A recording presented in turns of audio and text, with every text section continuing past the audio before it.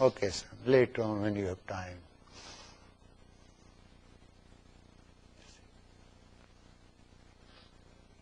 So this Vidya, that's what it's called.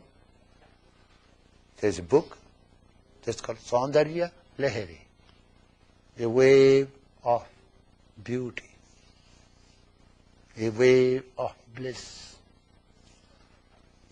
a wave of wisdom. So this mother worship is not the worship of a female deity. You see, it is not. It is not accepting any dichotomy or trichotomy.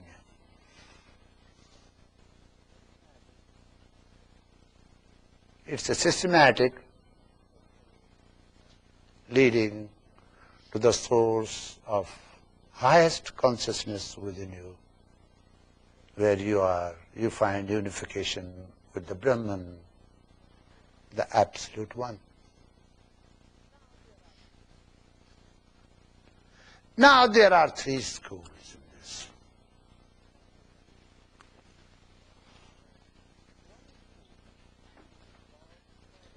One school is called Kaula. Did Panditji talk to you about it?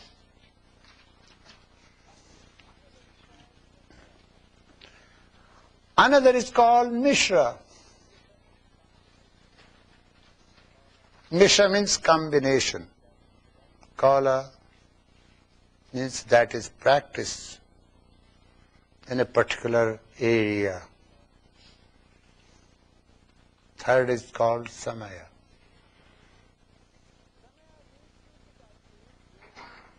Samaya leads you to that peak where you find constantly presence of the highest within yourself, all the time, even during sleep. You are sleeping, yet you are not sleeping. That's called sleepless sleep.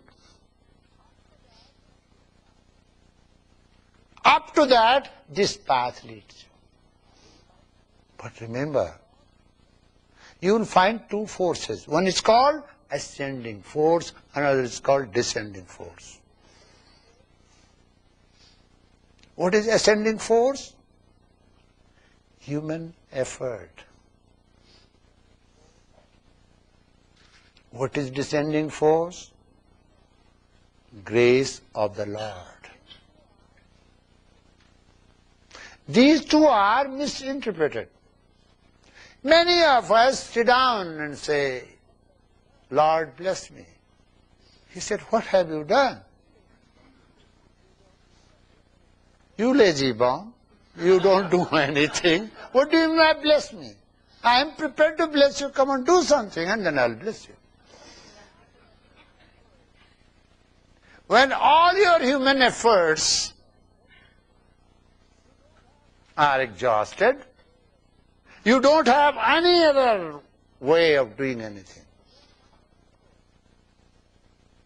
You don't find any source to that. Just suddenly you burst out. Lord, help me. Grace dawns during that time. You go to the church and you say, performing Mass, you don't know what is happening. I'm going to office. This priest is late today. Why did you do this? Even in simple Mass performance, you see that. Before going to office, you just look at the temple and say, you go now.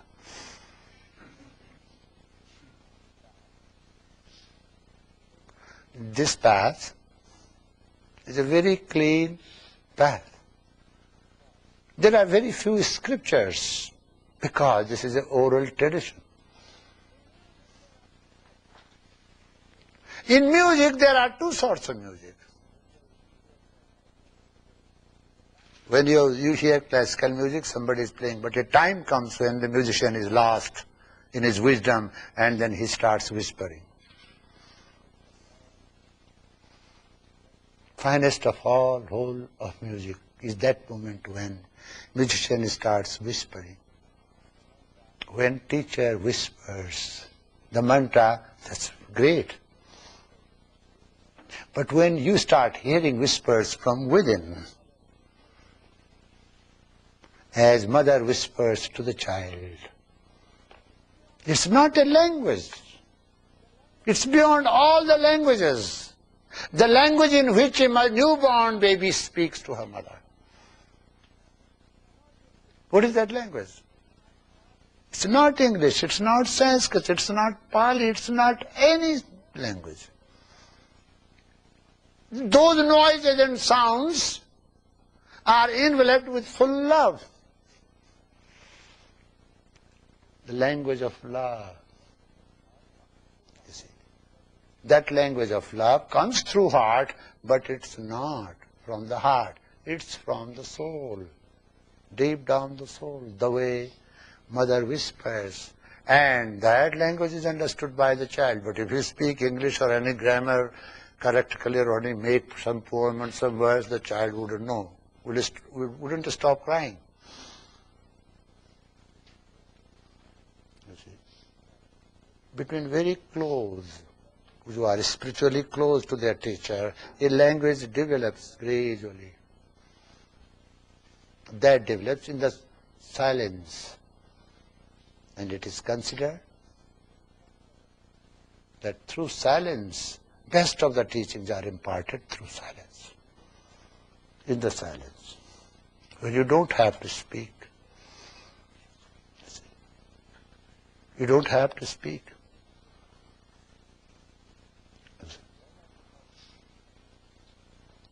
When I could not discipline myself in the college, I used to commit mistakes.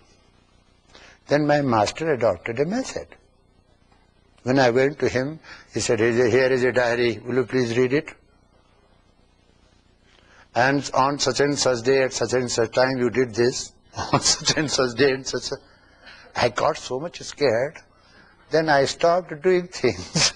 Because I thought he is watching me all the time, and when I go back, he is going to spank me, you know. This sort of guidance is helpful, but rare thing. Where are such teachers, and where are the students? And who has time? And how time in the world has become a factor.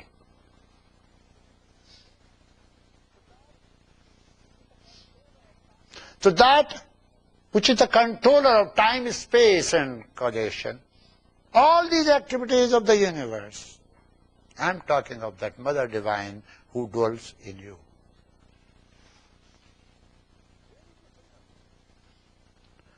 It's very difficult, very, very difficult for a teacher to make the student aware that God lives in you. It's not away from you. Don't say, "Oh God, come down." Don't. Or say, "God, come out." You see. The God be with me means let me be aware of the presence of Lord. That's the actual meaning. Our prayer changes, completely changes when you say, God is in me. The ultimate truth is in me. The reality, the absolute reality is in me. See. Which part of me? Is it in the mortal part, semi-immortal part, or totally immortal part? That's the point. So this Vidya will lead you gently, lovingly to that.